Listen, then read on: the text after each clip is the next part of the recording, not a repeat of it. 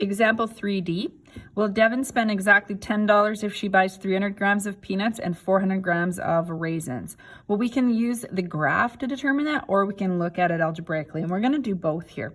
So the easiest way to do this with the graph is already drawn is actually to refer to the graph. So again, this is if she spends exactly the $10, which is what our graph is about, right? It's based on the scenario of $10. So if you buy 300 grams of peanuts, so let's look on here. If I go up to 300, that would mean I would have enough money to buy 400 grams of raisins. And if you take a look, it's exactly what it says here. So yes, right, if she spends exactly $10 on peanuts, she can get 300 grams of peanuts, 400 grams of raisins.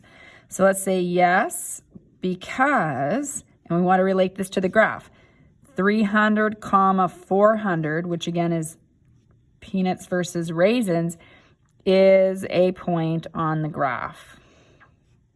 So it's right on that line. It's on my line. So maybe I'll put underneath here on the line. So when we're referring to the graph, we're talking about the actual line you drew.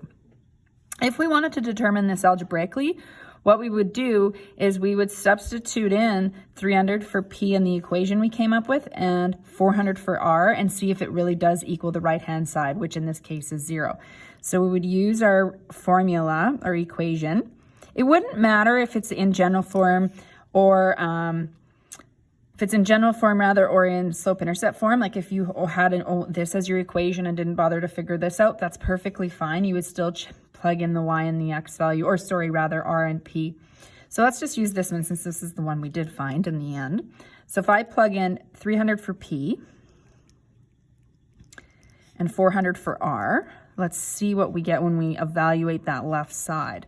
So we get 600 plus 400 minus 1,000. You have to show your work here, even though you might see it coming. 600 plus 400 is 1,000. 1,000 minus 1,000 is 0.